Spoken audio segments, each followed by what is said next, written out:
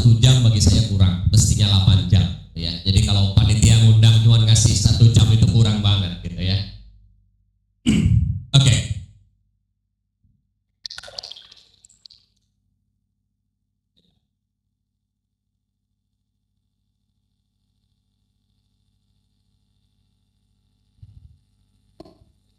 Ini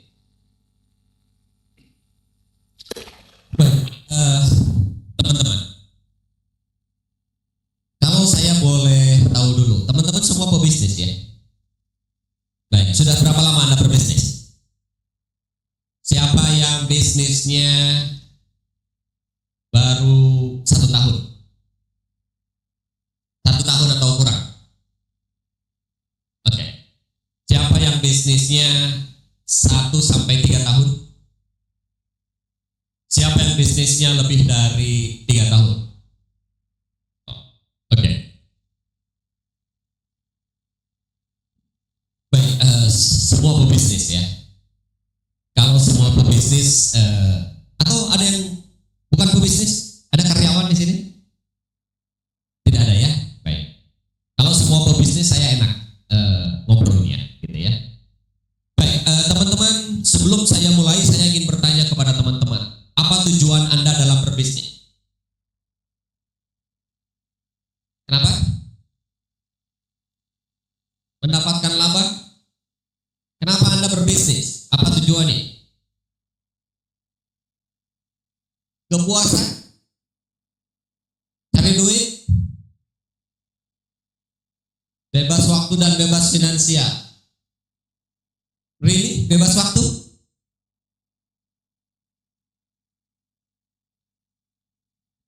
Oke. Sini tujuannya apa? Sebelah sini tujuannya apa? Ada yang mau bicara? Membuka lapangan kerja? Teman-teman, ada satu perbedaan pokok peserta kalau saya mengajar, kalau saya memberi pelatihan, kalau saya memberi seminar. Kalau saya bertanya, kalau kelasnya di Indonesia, itu kalau saya tanya itu orang pada malas ngangkat tangan, kecuali kalau saya tunjuk, ya. Berbeda kalau ngajar di luar negeri, kalau memberi seminar di luar negeri. Kalau saya tanya itu orang berebut untuk menjawab. Gitu. Jadi teman-teman juga harus bisa berubah, ya. Jangan malu, jangan segan. Kalau ditanya berani untuk menjawab. Oke, teman-teman. Banyak orang berbisnis tujuannya ingin mencari uang. Siapa ya di sini yang berbisnis ingin uangnya banyak? Oh, tadi enggak. Ya, ada orang yang berbisnis mau cari kebebasan waktu katanya. Mudah-mudahan Anda cepat-cepat mendapatkan kebebasan waktu. Ya, tapi pengalaman saya ketemu dengan banyak pengusaha, mereka jarang sekali. Oh, ini ada partner bisnis saya dari Niaga. Nah, ini boleh ditayangkan lah nanti ya. Saya sudah lama tidak siaran. Baik, teman-teman, saya menyarankan atau kenapa saya bertanya kepada Anda apa tujuan bisnis? Karena dasar Anda berbisnis itulah yang akan menentukan seberapa besar bisnis Anda. Ketika 2 bulan lalu saya dihubungi minta mengisi acara ini, saya tanya sama Kang Randy, Ren, saya ngisi apa? Siapa audien? Kang Randy bilang, ya beri wawasan dia supaya mereka tidak berkutat dengan UMKM, supaya mereka mau meningkatkan bisnisnya menjadi korporasi. Kalau itu yang diinginkan, maka saya mulai dengan pertanyaan yang sederhana. Ya, mengapa Anda berbisnis? Karena jawaban atau alasan Anda berbisnis itulah yang akan menentukan jawaban atau bisnis Anda mau dibawa kemana. Saya sarankan teman-teman, kalau Anda mau berbisnis, jangan karena uang. Ya, karena kalau Anda berbisnis hanya karena uang, hanya karena alasan uang, biasanya bisnisnya tidak akan berkembang dengan pesat. Karena Anda akan fokus pada berapa banyak uang yang Anda hasilkan hari ini, minggu ini, bulan ini. Ya, jadi jangan alasannya jangan karena uang. Saya menyarankan kalau Anda berbisnis itu karena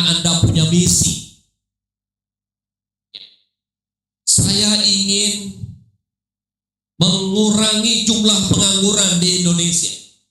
Jumlah pengangguran di Indonesia saat ini ada 7,15 juta pengangguran. 1,85 juta diantaranya adalah sarjana menganggur. Kalau Anda bercita-cita, saya ingin membangun bisnis karena saya ingin menampung 1 juta pengangguran di Indonesia, maka itulah yang membuat Anda akan besar. Kalau Anda punya bisnis, saya ingin membangun bisnis karena di kampung halaman saya di sana banyak orang yang menganggur, banyak orang yang miskin. Saya ingin mengubah kehidupan mereka menjadi lebih baik. Maka hanya orang yang punya tujuan yang baiklah yang biasanya bisnisnya akan besar. Karena itu teman-teman, miliki alasan yang kuat kenapa Anda ingin berbisnis. Motivasi uang, motivasi waktu, itu jadikan sebagai alat motivasi saja. Jangan dijadikan sebagai tujuan. Ya. Sekali lagi, jangan dijadikan tujuan. Ya. Jadikan itu sebagai alat motivasi saja. Sebagai pebisnis, mari saya cek. Ya, ada yang baru 1 tahun, ada yang sudah 3 tahun, dan ada yang lebih dari 3 tahun. Mari saya periksa. Anda berada di manakah saat ini? Apakah Anda berada di sini? No time, no money. Anda sibuk setiap hari. Pagi-pagi sudah buka warung, ke pasar, bisnis setiap hari, berjam-jam Anda berbisnis. Bahkan mau tidur aja masih sibuk dengan melayani penjualan online. Tapi uangnya nggak banyak. Apakah Anda berada dalam situasi seperti ini? Sudah nggak punya duit, nggak punya waktu pula. Bahkan kadang untuk keluarga aja nggak dapat. Ya? Atau apakah Anda berada di sini? Have time, no money. Banyak orang punya waktu. SSN, ayo kumpul, ikut. Nanti besok kita kumpul lagi, ikut. Karena Anda leluasa punya banyak waktu. Tapi ngomong-ngomong gratis nggak ya? Bayarnya murah nggak ya? Kenapa? Karena saya tidak punya uang. Jadi boro-boro ikut pelatihan yang mahal, yang murah saja saya nggak punya. Jadi Anda punya banyak waktu, tetapi Anda tidak punya uang. Ada yang berada di kuadran ini? Saya berharap tidak ada. Ya. Atau di sini, no time, have money. Banyak loh orang tidak punya waktu tapi punya banyak uang. Saya punya teman, punya toko-tokonya sangat ramai, omsetnya 1 hari ratusan juta 1 hari. Yang 1 hari itu omsetnya 200-an juta 1 toko. Tapi sibuknya luar biasa. Bahkan ketika anaknya minta berlibur, ayah berlibur dong ke Bali, mumpung ada libur. Dia bilang apa? Dek, kamu pergi saja ke Bali sama mama ya. Ayah nggak bisa nemenin. Loh, kenapa ayah nggak bisa nemenin? Ayah harus jaga toko. Kalau ayah pergi berarti tokonya harus tutup. Kalau tokonya tutup berarti nggak ada penghasil. Ada di antara Anda yang berada dalam situasi ini?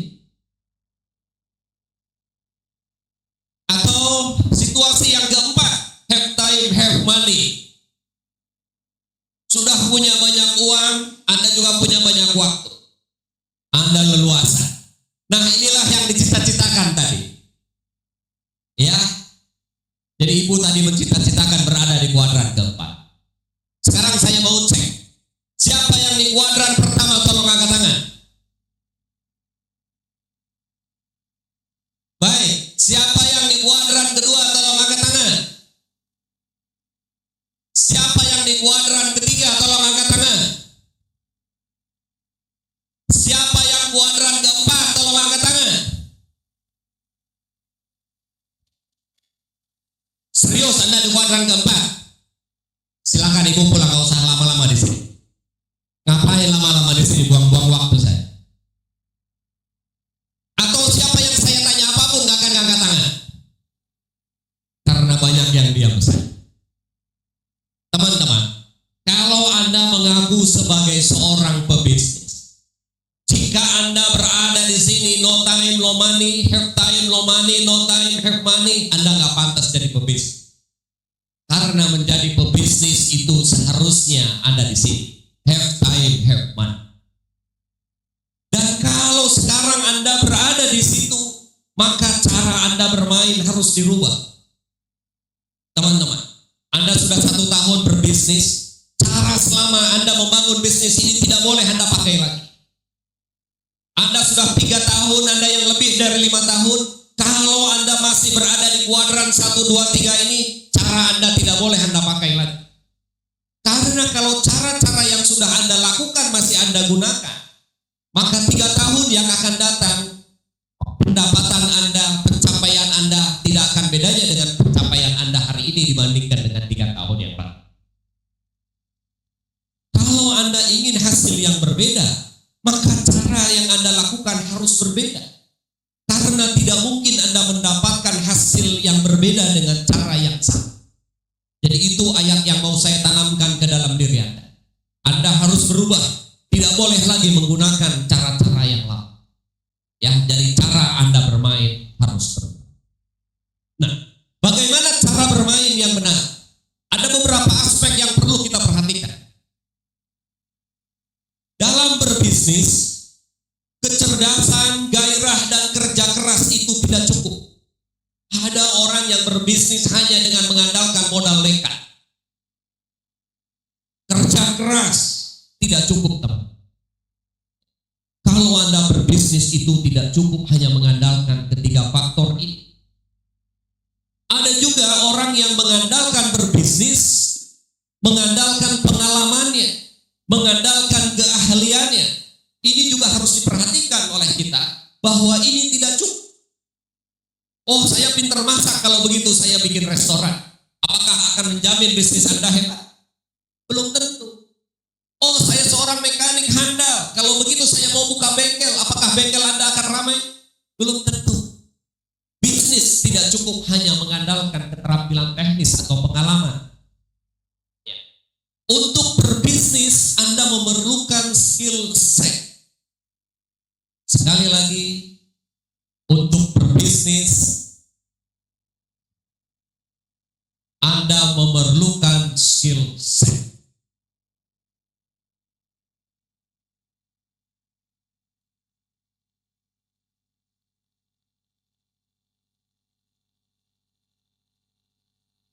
Apa itu skill set? Skill set yang pertama adalah mindset, pola pikir. Jadi sebelum berbicara yang lain, pola pikir kita harus benar dulu. Anda mau berbisnis, pola pikirnya harus betul dulu. Ya, nanti kita bahas satu persatu apa ini. Yang kedua, Anda harus punya pengetahuan. Kalau Anda mau berbisnis, Anda harus punya pengetahuan bisnis. Kemudian Anda juga harus punya keterampilan. Ada banyak keterampilan dalam berbisnis yang harus Anda kuasai. Dan yang keempat adalah sikap mental atau etika. Sebagai seorang pengusaha, Anda harus punya mental yang baik. Anda harus punya attitude yang memadai. Kemudian, yang kedua, Anda harus punya organisasi bisnis yang efektif dan efisien. Jadi kalau Anda mau menjadi besar bisnisnya, sebenarnya hanya 2 aspek saja yang perlu diperhatikan. Yang pertama adalah Anda sebagai pengusaha, sebagai pebisnis, diri Anda dulu, kemudian baru bicara tentang bisnisnya, baru bicara tentang organisasinya. Jangan mikirin dulu bisnisnya, kalau urusan Anda sendiri belum beres. Jadi Anda harus selesaikan dulu masalah Anda. Kalau Anda belum selesai dengan urusan Anda, biasanya Anda akan kesulitan untuk membesarkan organisasi bisnis. Mari kita lihat, ya. Skill set yang harus dimiliki yang pertama adalah mindset. Bicara tentang mindset itu apa? Mindset itu bicaranya tentang pola pikir. Saya ingin memberi satu contoh tentang kekuatan mindset ini. Ya. Kalau saya bertanya kepada Anda, mau dibawa kemana bisnis Anda? Apa tujuan besar bisnis Anda? Banyak sekali di antara Anda yang hanya berbisnis berbisnis sekedar hanya menjalankan bisnis. Saya ingin sampaikan kepada Anda satu kisah ya. Saya coba lewatkan dulu ini ya. Saya lewatkan nanti balik lagi. Anda tentu kenal dengan ini kan? Tahu dia siapa? Bill Gates. Ya, ini adalah Bill Gates, foundernya Microsoft. Pada tahun 70-an, Bill Gates ditanya oleh gurunya. Semua siswanya ditanya. Kemudian ketika sampai kepada Bill Gates ditanya, Bill, apa cita-cita? Cita-cita saya ingin menjadi seorang pengusaha terkaya di dunia. Itu adalah cita-citanya Bill. Kemudian ditanya oleh gurunya, kamu ingin menjadi pengusaha apa? Saya belum tahu, tapi cita-cita saya adalah menjadi pengusaha terkaya. Semua teman-temannya menertawa. Dan sampai kuliah pun Bill Gates masih belum tahu dia mau berbisnis apa. Sehingga ketika ayahnya menyuruh, kamu harus kuliah di Fakultas Hukum di Harvard, dia ikut saja apa kata orang tuanya. Nah, temannya kemudian memberi satu buku. Bill, lihat ini. Apa? Baca saya. Bill Gates membaca sebuah buku. Di dalam buku itu diberitahu bahwa Intel, ya, sebuah perusahaan mikroprosesor sedang melakukan riset. Risetnya menunjukkan bahwa kalau Intel berhasil menemukan prosesor yang kecil, maka menurut Bill Gates akan ada banyak komputer di seluruh dunia.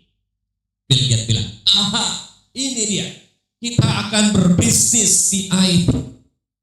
Lihat, kalau Intel berhasil merubah prosesor dari besar menjadi kecil, maka 10 tahun yang akan datang, 20 tahun yang akan datang, di seluruh dunia akan ada satu komputer setiap rumah. Dan karena itu, inilah bisnis kita. Apa yang dilakukan oleh Bill Gates kemudian? Dia datengin perusahaan komputer itu satu persatu. Dia kirimkan proposal. Dia datangi IBM, IBM, kamu fokus ke hardware saja. Softwarenya nanti urusan saya. Dia tawarkan ke 4 perusahaan komputer lain karena pada waktu itu baru ada 4. Dan ternyata tidak ada satu perusahaan pun yang mau menerima proposal. Kejadian beberapa saat kemudian di IBM terjadi pergantian pimpinan perusahaan. CEO-nya diganti dan proposal Bill Gates itu masih ada di meja direktur yang lama. Kemudian dibaca oleh direktur yang baru dan dipanggillah timnya. Tim, ini ada orang yang mengirimkan proposal ini, saya mau ketemu dengan orang. Kemudian dikirimlah utusan. Dibuatkan janji dan akhirnya tim dari IBM ini datang sesuai dengan alamat yang ada di proposal itu. Supirnya turun ke sebuah ruangan kecil, diketok. Saya mau ketemu dengan orang yang bernama Bill Gates. Karena yang membukakan pintu itu adalah seorang pemuda tangguh. Terus Bill Gates yang membukakan pintu. Saya Bill Gates. Dia kaget, kemudian dia balik lagi ke mobil. Bos itu namanya Bill Gates. Ya sudah, kemudian mereka turun. Turun kemudian dia tanya, Bill, kamu yang kirim proposal ini? Iya, kami dari IBM. Ini BOD-nya IBM. Kami ingin kamu presentasi. Seperti apa software yang kamu punya? Bill Gates bilang, masih ada di dalam kepala saya, softwarenya belum jadi. Dan orang-orang IBM tanya, oke, kamu butuh waktu berapa lama untuk supaya software itu jadi? Beri waktu saya 6 bulan, kata Bill. Baik, 6 bulan saya tunggu. Kalau kamu sudah siap, hubungi kami. Rombongan IBM itu pulang, kemudian Bill Gates lari ke kampusnya dan cari teman-teman. Karena sampai hari itu Bill Gates masih belum tahu bagaimana caranya membuat program komputer. Dia masuk ke fakultas teknik, tanya, ada nggak di sini yang bisa bikin software? Nggak ada. Coba kamu ke elektro, datang ke elektro, ada nggak di sini yang bisa bikin software? Ada seseorang yang kata, software seperti apa yang kamu maksud? Saya punya. akhirnya didekati, ngobrol, diskusi, dan disepakatilah software itu dibeli. Ya, dibeli dan namanya adalah SIDOS. Dibeli. Kemudian diotak-atik sebentar dan Bill Gates panggil lagi orang yang membuat SIDOS itu. Kamu bisa nggak dirubah? Tolong kamu rubah, nanti saya bayar biaya berubah. Dirubah, kemudian digantilah dari SIDOS menjadi MS-DOS. Itulah cikal bakalnya Microsoft. DOS mungkin yang Gen Y ini nggak ngalamin, ya, this operating system. Ya, tapi yang seumuran sama saya pasti ngalamin itu, ya, karena dulu belum ada Windows. Maka MS-DOS inilah yang sudah dimodifikasi. Itu pun orang yang membuatnya, yang memodifikasi, yang dijual kepada IBM. Ini IBM, dan kemudian IBM terkesan dengan software yang dibelinya dari Bill Gates. Namun Bill Gates pada waktu itu belum sepintar saat ini. Makanya waktu itu dijual putus. Ya sudah. Waktu itu dia membeli kepada temannya itu hanya $1.000 dan dia menjualnya $50.000 ke IBM. Tapi itu sekali putus. Dan karena sekali putus maka dipatenkanlah. Kalau beli komputer sudah pasti. Makanya namanya menjadi berubah. Ya, IBM PC DOS, bukan lagi MS-DOS. Itu ya, ngalamin ya Bu ya. Nah, begitulah Bill Gates memulainya. Dia memulainya dari kepalanya, bukan dari bisnisnya apa. Dia bahkan tidak tahu mau berbisnis apa. Ini bicara tentang mindset, teman.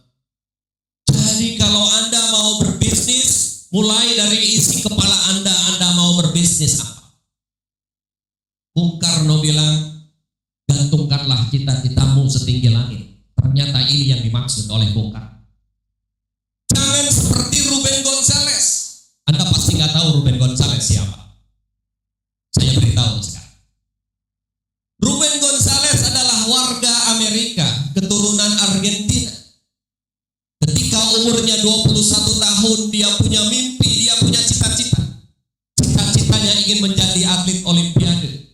Padahal ia tidak menguasai cabang olahraga apapun.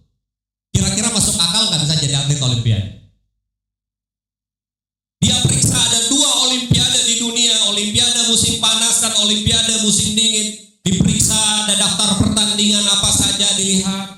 Waduh, olimpiade musim panas persaingannya ketat. Rekor olimpiadenya tinggi-tinggi. Sepertinya saya sulit bersaing. Dia melihat lagi olimpiade musim dingin. Temulah satu cabang olahraga lats. Ini seperti main seluncuran di kecuraman yang sangat tinggi di es, ya, di salju. Ruben Gonzales memilih olahraga ini karena olahraga ini berbahaya, sangat berbahaya. Dan Ruben Gonzales bilang, olahraga ini sangat berbahaya, pasti pesertanya sedikit. Kalau pesertanya sedikit, saya pasti punya peluang menjadi atlet olimpiade. Maka belajarlah Ruben Gonzales. Dia daftar ke sebuah klub, ditanya, Ruben, apa motivasi kamu masuk ke klub ini dan ingin belajar lats? Ruben bilang, saya ingin menjadi atlet olimpiade. Dan orang yang menerima pendaftaran Ruben Gonzales itu kaget. Atlet olimpiade? Ruben, ngacak dong kamu, usia kamu sudah 21 tahun. Kalau kamu mau menjadi atlet olimpiade, seharusnya kamu datang 15 tahun yang lalu. Kemudian Ruben Gonzales bilang, ya sudah, lupakan tentang mimpi saya. Kamu mau terima saya atau tidak?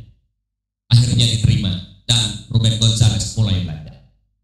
Ketika dia sudah mulai belajar, menguasai dasar-dasarnya, dia mencari tahu siapa sih rekor pemegang dunia di olahraga ini. Dia ketemu, kemudian dia hubungi, dia mengangkatnya sebagai pelatih. Tolong latih saya supaya saya bisa seperti kamu. Dan pelatih ini menyanggupi. Ruben, kamu bisa ikut saya, tetapi ada syarat. Selama 2 tahun, tinggalkan semua pekerjaan kamu, tinggalkan semua aktivitas kamu akan latih dari awal, kamu akan mengikuti banyak kompetisi, kemudian 2 tahun yang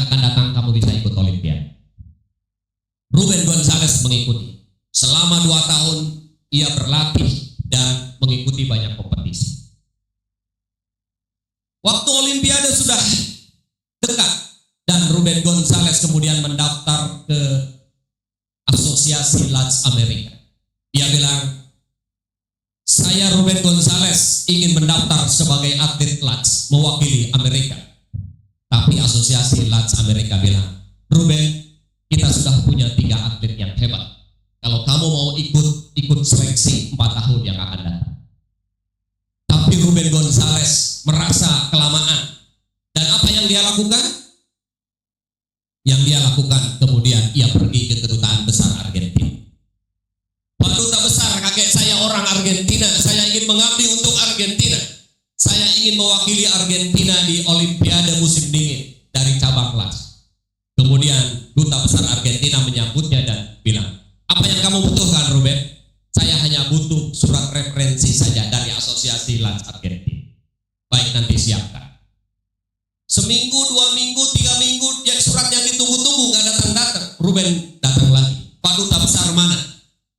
Duta Besar Argentina di Amerika bilang, Ruben, di Argentina tidak ada asosiasi Lats, yang ada asosiasi sepak bola. Jadi kami tidak bisa memberi surat referensi yang kamu butuhkan. Tapi bukan Ruben Gonzalez namanya. Apa yang dia lakukan? Yang dia lakukan kemudian ia terbang ke Argentina bersama adiknya. Dan dia mendirikan Asosiasi Lats Argentina. Adiknya yang menjadi ketua dan dialah yang merekomendasikan Ruben Gonzalez mewakili Argentina. Maka terpilihlah dia menjadi atlet Olimpiade dan diikut berlomba. 4 tahun kemudian Ruben Gonzalez ikut lagi. Maka 2 tahun berturut-turut Ruben Gonzalez mengikuti Olimpiade. Dan ya, dia nggak jelek-jelek amat. Ya, dia menduduki posisi ke-6 dari 9 besar. Kemudian Ruben Gonzalez merasa cita-citanya terwujud dan maka dia berhenti. Karena dia sudah menjadi atlet Olimpiade 2 kali berturut-turut. 4 tahun kemudian dia dipanggil lagi. Ruben, kenapa kamu belum mendaftar juga? Oh, saya sudah pensiun, sudah nggak main Lats lagi. Enggak. Kamu harus ikut. Kamu harus ikut yang ketiga kalinya, Ruben. Enggak, saya sudah pensiun. Ruben, kamu harus ikut. Ruben, saya beritahu. Hanya sedikit atlet yang bisa menjadi atlet Olimpiade 3 kali berturut-turut, bisa dihitung dengan jari. Kalau kamu ikut, kamu satu di antara sekian ini. Akhirnya Ruben Gonzalez bilang, oh ya kalau begitu saya ikut. Tapi saya tidak punya uang, jangan khawatir, saya biayai. Kata Federasi Lats. Maka Ruben Gonzalez kemudian ikut Olimpiade yang ketiga kali. Usai Olimpiade, Ruben Gonzalez naik peringkatnya, ya, menjadi peringkat ke-4 dari 7 peserta. Dan dia bertanya, Pak Sekjen, kenapa kemarin saya disuruh ikut daftar lagi? Apakah saya begitu hebatnya sehingga harus ini ikut lagi? Terus Sekjen Federasi Lats bilang, bukan itu Ruben. Karena kalau kamu nggak ikut, cabang olahraga ini akan dicoret, katanya gitu, karena kekurangan pesan. Teman-teman, ini bukan sekedar cerita, ada pesan yang mau saya sampaikan. Cara ngototnya Ruben Gonzalez sehingga dia terpilih menjadi atlet Olimpiade 3 tahun berturut-turut, ini menunjukkan seorang dominan punya sikap mental yang hebat. Dan itulah yang dibutuhkan oleh seorang pengusaha. Meskipun kemudian Ruben Gonzalez merasa menyesal, ia berteriak-teriak dan bilang, saya menyesal, sungguh menyesal. Saya menyesal, dia bilang. Orang kemudian bertanya, apa yang kamu sesalkan, Ruben?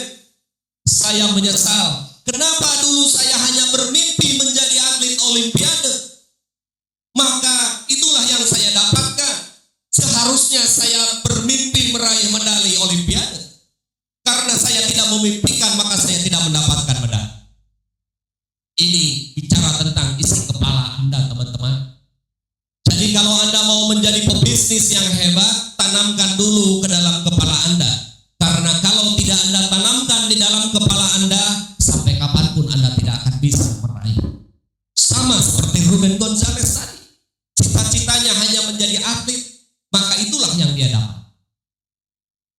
Inilah yang saya ingin sampaikan kepada teman-teman tentang mindset. Kelolalah pikiran Anda.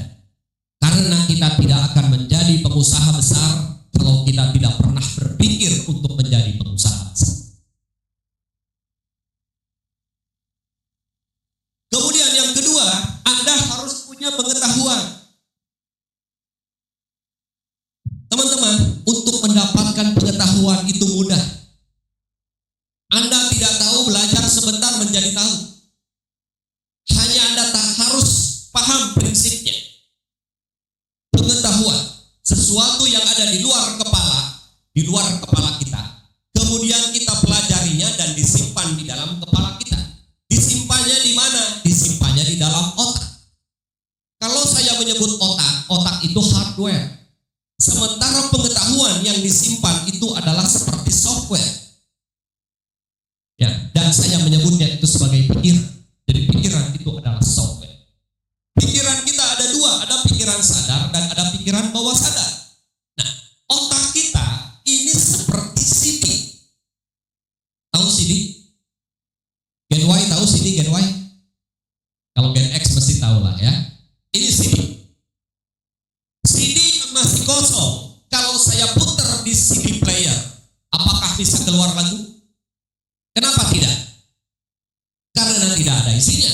Karena itu CD yang masih kosong, kalau ingin kita bisa putar lagu, kita rekam. Kalau saya merekam lagu Heal the World-nya Michael Jackson ke dalam CD yang masih kosong, kemudian saya putar di CD player, bisa keluar lagu Heal the World Michael Jackson? Bisa. Apakah dari CD yang saya putar ini kemudian bisa saya putar lagunya Omai Rama? Kenapa tidak? Karena rekamannya berbeda. Nah, begitu juga dengan otak kita, teman-teman. Otak kita tidak punya mekanisme untuk menciptakan pengetahuan sendiri. Otak kita hanya bisa menyimpan. Karena itu, rekamlah semua pengetahuan yang dibutuhkan untuk menjadi seorang pebisnis. Jangan bermimpi Anda akan menjadi pebisnis yang hebat kalau Anda tidak pernah merekam ilmu bisnis. Jangan pernah bermimpi Anda akan menjadi pemimpin hebat kalau Anda tidak pernah belajar tentang leadership. Jadi yang membedakan antara kemampuan seseorang dengan yang lain adalah isi rekamannya. Kalau saya minta Anda, salah satu di antara peserta ini naik ke panggung menggantikan saya, bisa? Slide-nya sudah ada, tinggal bacain aja bisa? Kenapa tidak? Karena rekaman Anda dengan rekaman saya berbeda. Jadi yang membedakan saya dengan Anda adalah hanya isi rekamannya saja. Saya tidak lebih pintar dari Anda. Anda nggak ada bedanya dengan saya. Yang membedakan adalah hanya rekamannya saja.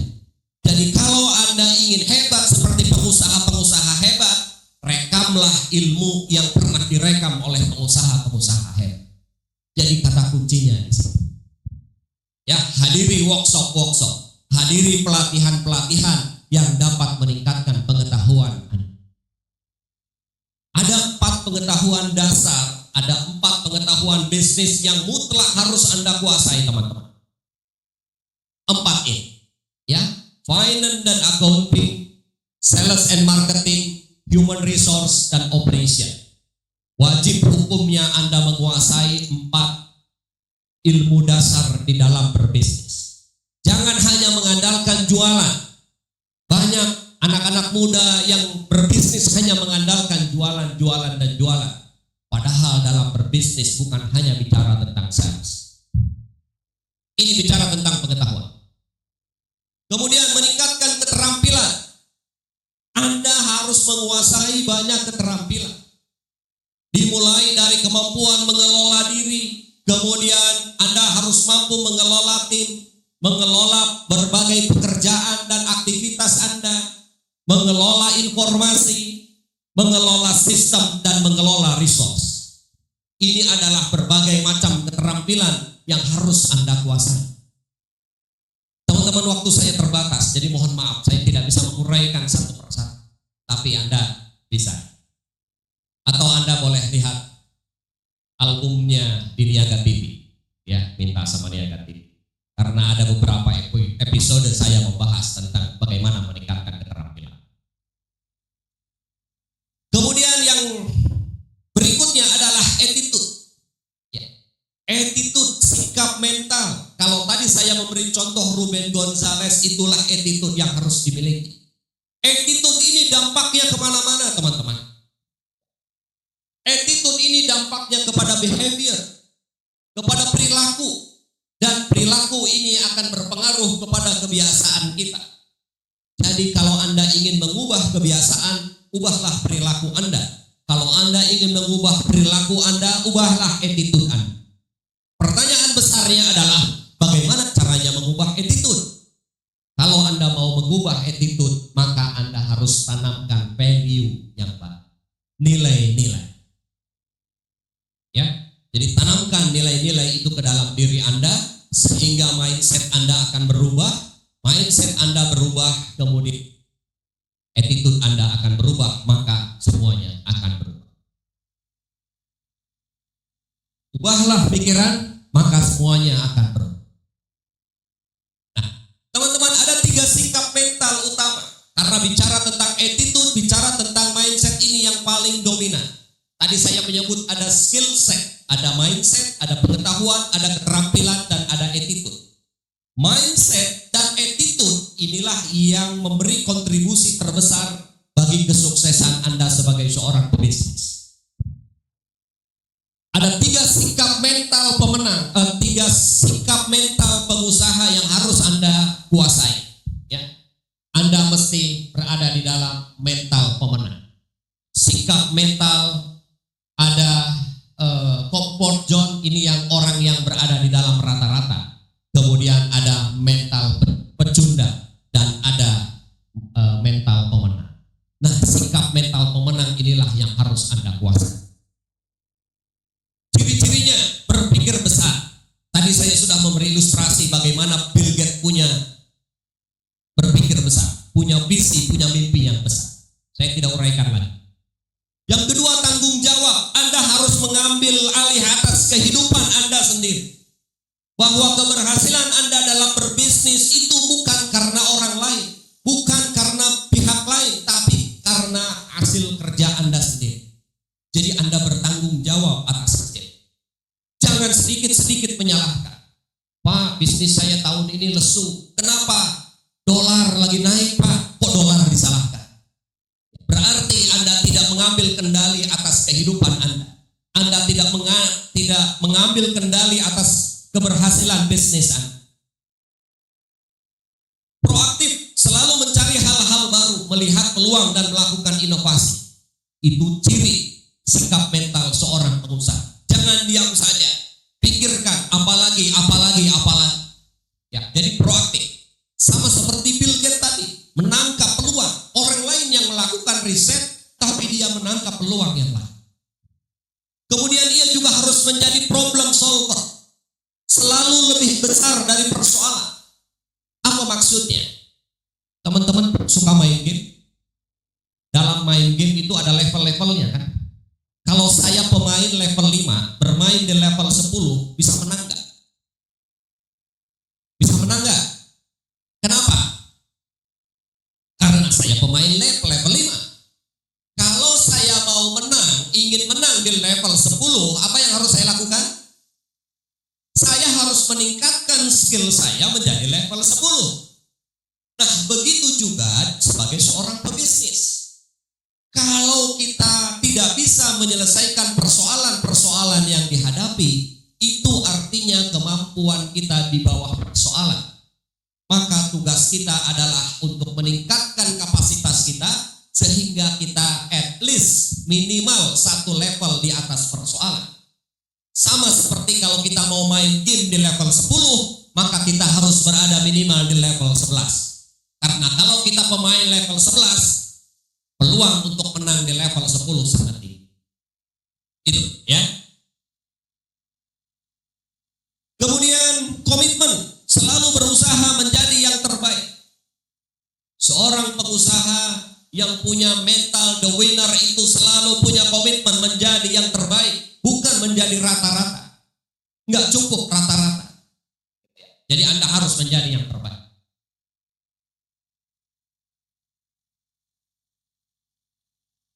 Optimis, kepercayaan diri yang tinggi. Seorang pemenang selalu optimis. Dia tidak melihat situasi di luar sebagai hambatan, sebagai ancaman, tapi dia selalu optimis terhadap bisnisnya. Kemudian kerja keras.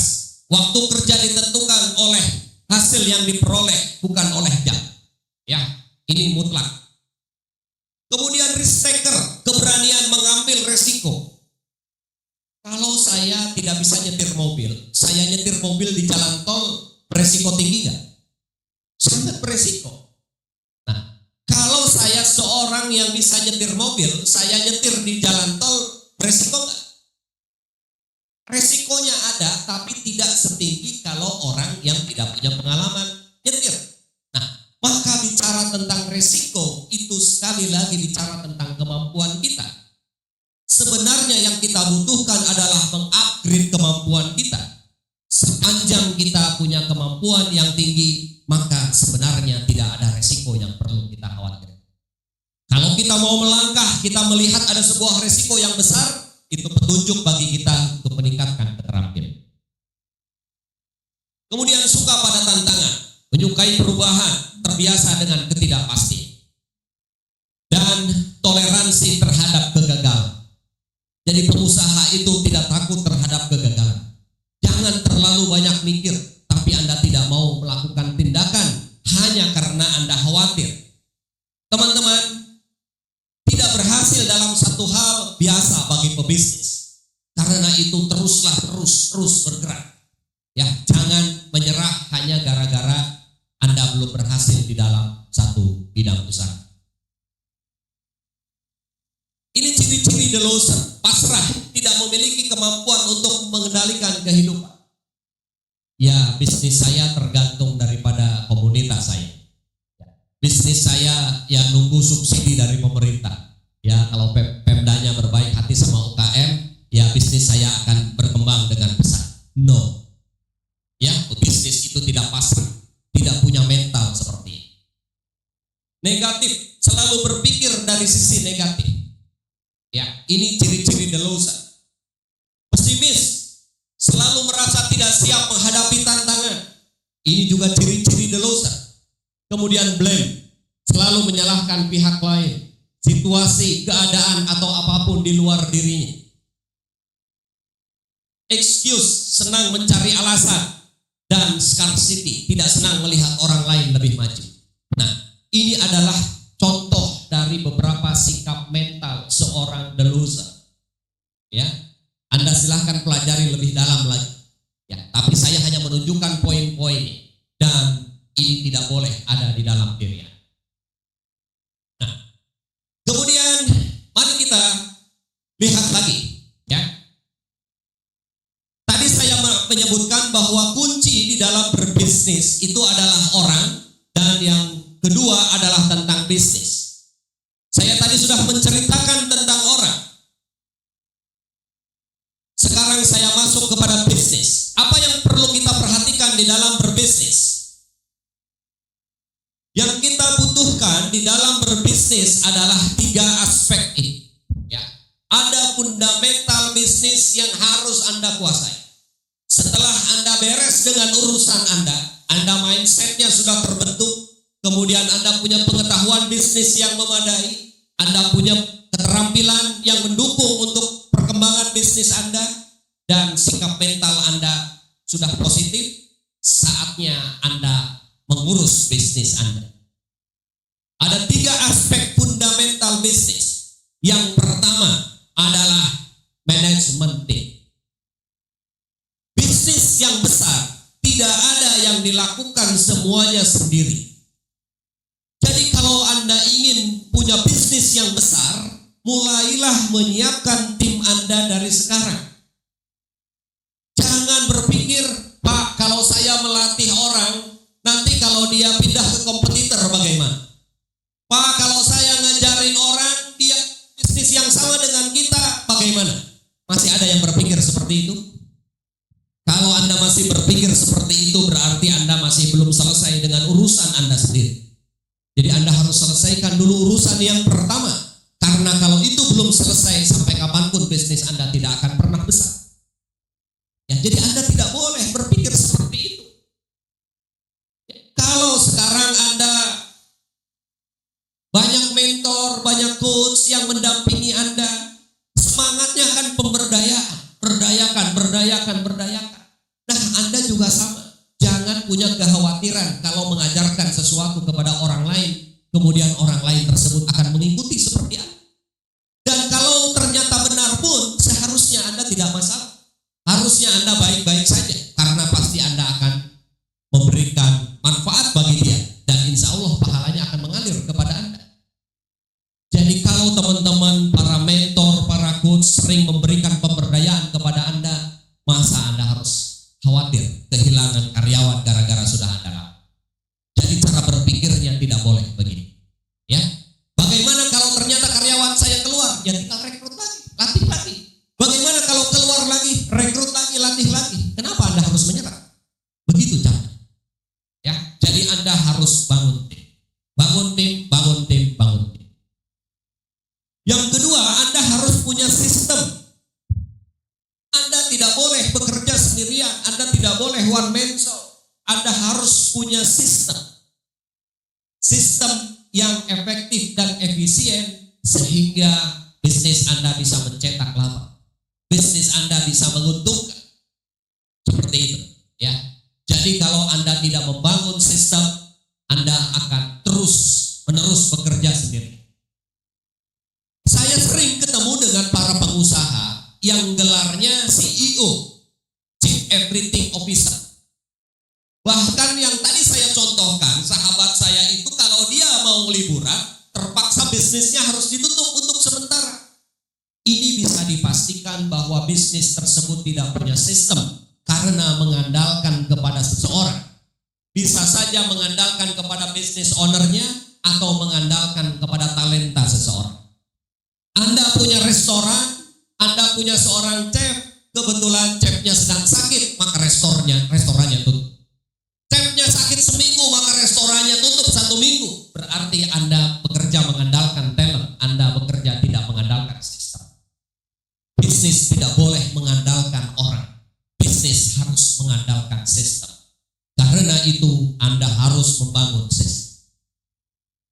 Ya, saya perlu 3 hari sendiri untuk mengajarkan bagaimana caranya membuat sistem yang efektif dan efisien. Jadi teman-teman diberikan clue-cluenya saya. Dan yang ketiga, Anda harus punya norm. Anda harus punya standar. Kalau Anda ingin menjadi perusahaan besar, menjadi perusahaan korporasi, Anda harus punya norm yang tinggi. Kenapa Anda harus punya standar yang tinggi? Supaya tidak mudah diikuti oleh kompetitor. Apa yang dimaksud dengan standar itu? Teman-teman, mungkin kita sering kali menyerahkan segala sesuatu kepada tim kita. Katakanlah ada pekerjaan, ya, pekerjaan yang simpel, misalnya bikin nasi goreng. Kalau Anda punya 5 orang, apakah mereka bisa bikin nasi goreng yang sama? Atau cara mereka beda-beda? Mungkin yang ini lebih pedas, yang ini lebih asin, yang ini 3 menit bisa selesai, yang ini 20 menit baru selesai bikin nasi goreng. Itu berarti kita belum punya norm, karena seharusnya kita punya norm. Bicara tentang norm itu bicara tentang 3 aspek. Yang pertama tentang biaya, ya, aspek biaya. Yang kedua aspek mutu, dan yang ketiga aspek waktu. Kalau disingkat menjadi BMW, biaya, mutu, biaya, waktu, dan mutu. Gitu, ya. Saya beri satu contoh, ya. Saya beri contoh begini. Saya ada coaching. Dia perusahaan roti. Waktu itu dia minta didampingi oleh kami dan kami sedang melakukan observasi. Coach, tolong lihat, ini outlet saya. Tuh lihat, ngantri kan? Memang outletnya ngantri banget, ya. Outletnya ngantri dan dia dengan bangga menunjukkan antriannya. Kemudian saya dibawa ke outlet yang lain dan outlet yang berikutnya juga ternyata ngantri. Dan dia dengan bangganya menunjukkan senangnya antri. Mas boleh bantu pindah ke slide terakhir. Kemudian saya bilang, Anda jangan bangga dulu dengan antri, gitu ya. Nah, ke yang ini ya. Baik. Yang ini. Ya. So.